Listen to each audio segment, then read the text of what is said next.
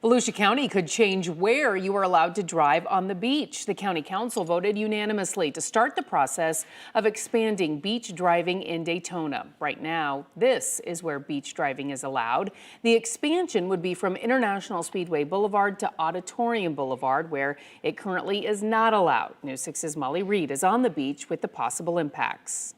This section of Daytona Beach is where Ocean Deck Restaurant is, the pier and boardwalk are. Now, some businesses in this area have been pushing for this change for years, even getting rejected at this time last year. But they finally just got their first green light from the county council. This section of beach is the widest in our area that has any chance of having beach driving. So you have way larger lanes to turn in, way more to do. Tom Caffrey, owner of the world's most famous brewery on Main Street, thinks adding driving back to the beach here would help with the resurgence for businesses on the beach and even across from A1A. It will create a loop that goes from International Speedway to Main Street, or Main Street all the way down to Silver Beach and further, and allow all of this to be a cycle again and create that kind of fun drive atmosphere. So why is there not any beach driving here now? Back in 1996, the county passed a rule where beach parking is no longer allowed if a certain number of parking spaces had been reached on land.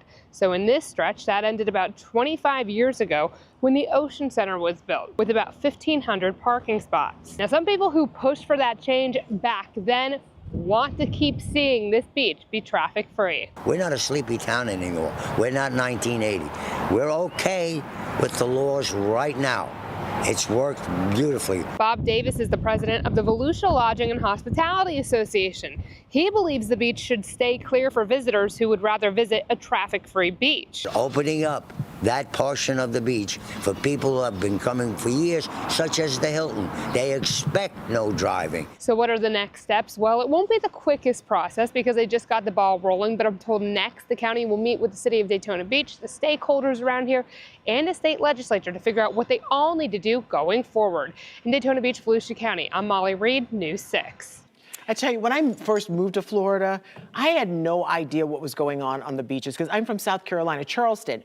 There's no way you're allowed to drive on the beach there. Well, I can tell you as a mom, I'm with Bob Davis. I like the idea of no cars. It's one less thing you have to worry about as your kids are running around. And I do know a lot of people who go to the hotels, they're not driving there, so they kind of don't expect a lot of cars to be right outside the hotel. And there are only like a handful of states that allow you to drive on the beach in certain areas, North Carolina and Texas being a couple of them. So here's where you come in. Open your camera app, scan the QR code you see right there on your screen, and click the link. It will take you to our poll of the day. You probably already guessed what it is. Do you think driving should be allowed on beaches in Florida? You can select yes or no. You can also go to clickorlando.com/react and send in your response to our poll that way. Where it's allowed now is fine, but expanding it to those other areas? Probably not a good idea because you're so distracted and doing so many other things.